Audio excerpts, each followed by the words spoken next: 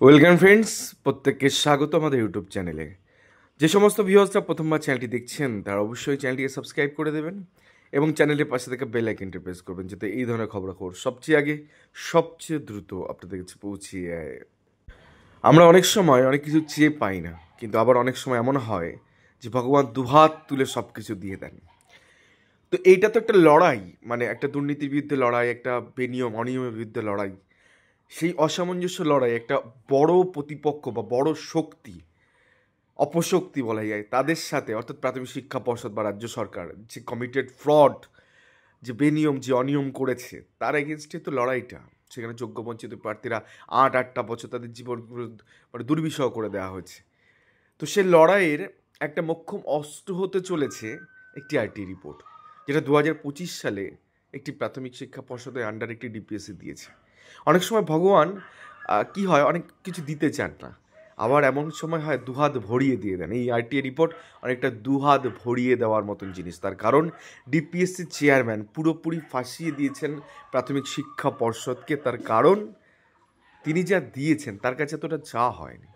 বিশ্বাস করুন, মানে আমি আপনাদের দেখাবো অ্যাপ্লিকেশানটা, এই মুহূর্তে দেখাচ্ছি না। অ্যাপ্লিকেশন সামান্য নমিনাল জিনিসটুকু লেখা ছিল যে কতগুলো অ্যাপয়েন্টমেন্ট তারা এই ডিপিএসসি ইস্যু করেছে, কতজন জয়েন করেছে এবং লাস্ট কবে এখানে জয়েনিংটা হচ্ছে, সেটুকু সামান্য ইনফরমেশন চাওয়া হচ্ছে। কিন্তু ডিপিএসসি চেয়ারম্যান যা ঢেলে দিয়েছেন, তাতে করে তো প্রাথমিক শিক্ষা পর্ষদ মানে মুখ লুকাতে পারবে না ডিভিশন বেঞ্চে।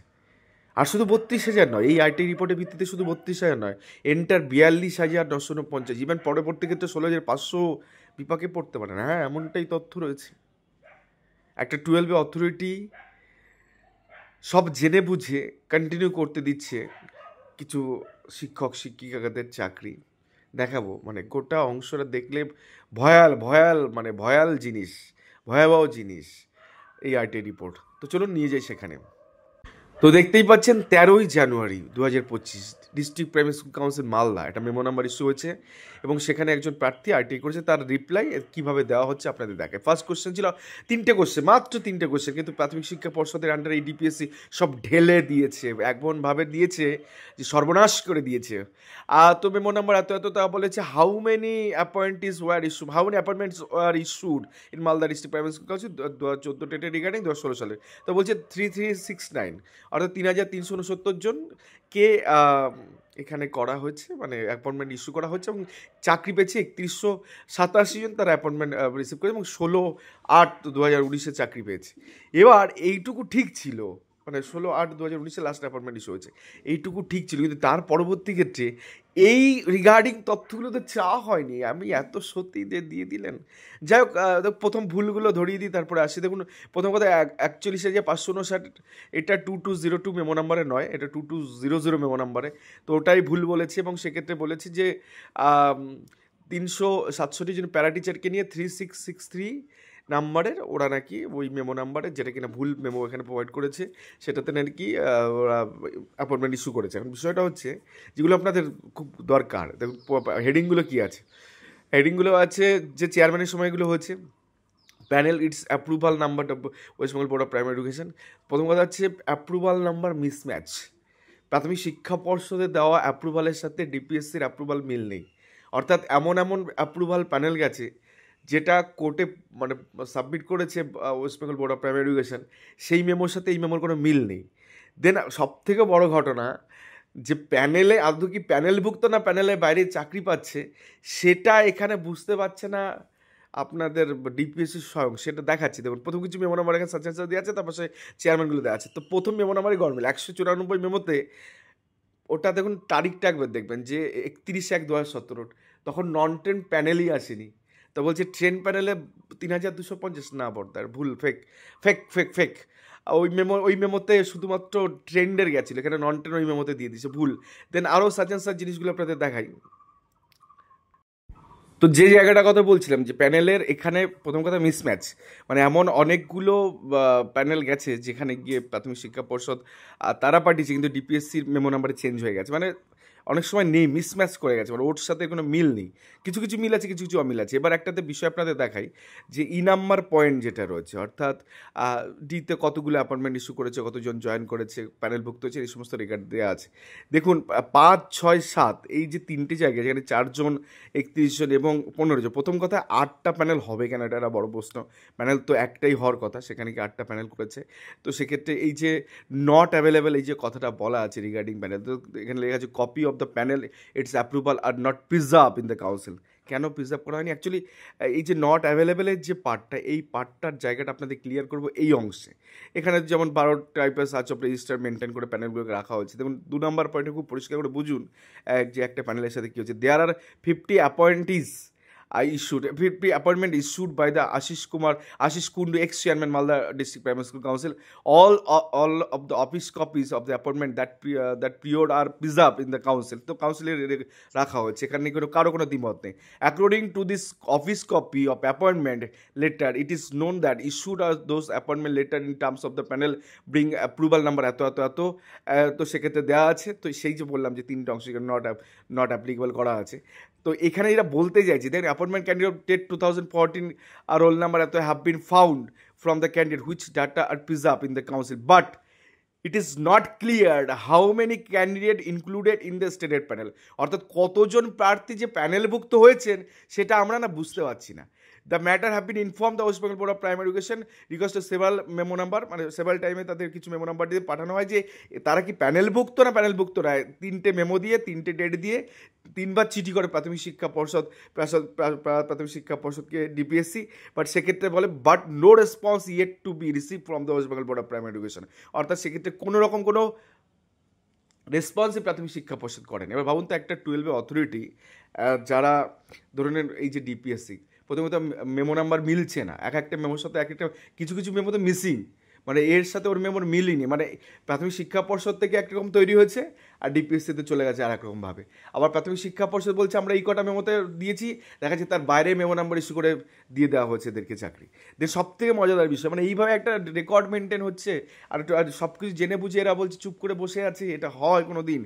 পরবর্তী ক্ষেত্রে দেখুন 2টো রিক্রুটমেন্টের ক্ষেত্রে বলেছে যে আমরা টোটাল 4,504 জনকে আমরা রিক্রুটমেন্ট দিচ্ছি Malda DPS. It is found the circle wise report that 4,382 teacher document have been submitted. তো সবাই সাবমিট করেনি এবং মালদা ডিপিএসসি ইস্যুড টোটাল হচ্ছে 4,503 অ্যাপয়েন্টমেন্ট লেটার। এবং স্টেটের প্যারা এবিতে বলা আছে দেয়ার আর মিসম্যাচ অফ 122 টিচার। তো 122টি মিসম্যাচ, তাদের ডকুমেন্টের সাথে মিল নেই, অমিলভাবে রয়েছে গোটা বিষয়টা। ভাবতে পারছেন, মানে একটা ডিপিএসসি রানের 122 জন টিচার যাদের ডকুমেন্টে গড়মেল, যাদের মিসম্যাচ, যারা সাবমিট করেন ডকুমেন্ট, এই সমস্ত ধানাই বানাই দিয়ে তারা 122 জন জেনে বুঝে চাকরি করছে। সেটা ডিপিএসসি পাঠিয়েছে প্রাথমিক শিক্ষা পর্ষদকে, প্রাথমিক শিক্ষা পর্ষদ চুপ, মুখে কুলু পেটেছে। পয়সা দিয়ে পেয়েছে তো, যার জন্য তো মুখে কুলু পেটেছে। নাহলে সব জেনে বুঝে কেন চাকরি বাতিল করবে না?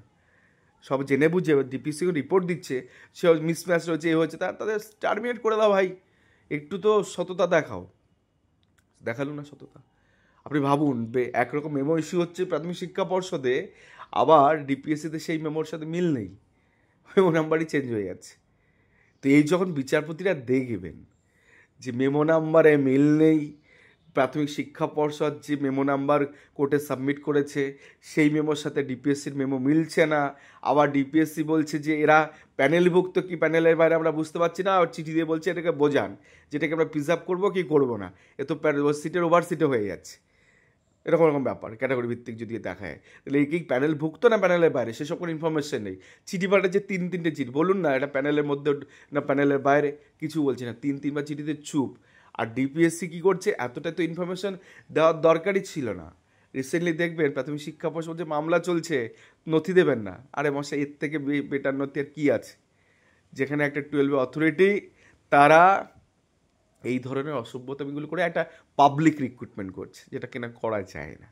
এটা হয় এরকমভাবে, মেমো নাম্বার মিল নেই, ট্রেন্ডের মেমোতে নন ট্রেন্ডকে মিশিয়ে দিয়ে 3,000 সামথিং বলে দিচ্ছে, মানে কী হাওয়া এরা নিয়োগ করেছে।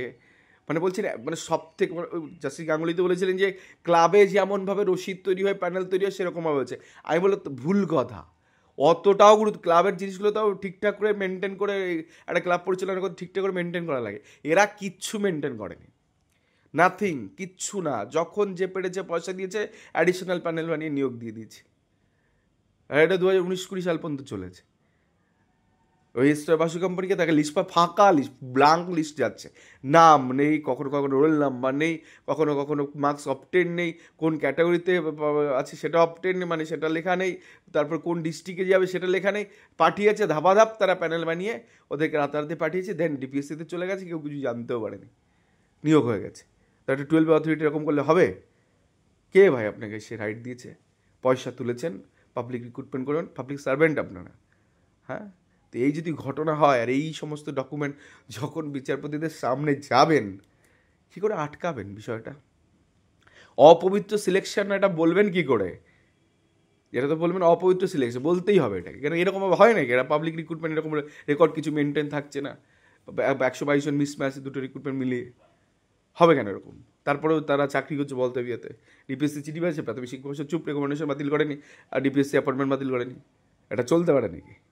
ছেলে খেলা, ইয়ার কি ফাসলামো? না, আর চলতে পারে না। যাই হোক, তো আপনাদের রিগার্ডিং কোনো যদি কোয়েশ্চেন থাকে বা আমাদের টিআরইসি নাইট মেম্বারশিপ নিতে হয়, তো 9775755850 নাম্বারে হোয়াটসঅ্যাপ করে লিখে পাঠান নিজের নাম, নিজের ডিস্ট্রিক্ট, আর অবশ্যই কী বর্তমানে করেন এবং কী চান আমাদের থেকে। ধন্যবাদ। এই ছিল আজকে গুরুত্বপূর্ণ ভিডিও। ভালো থাকবেন, সুস্থ থাকবেন।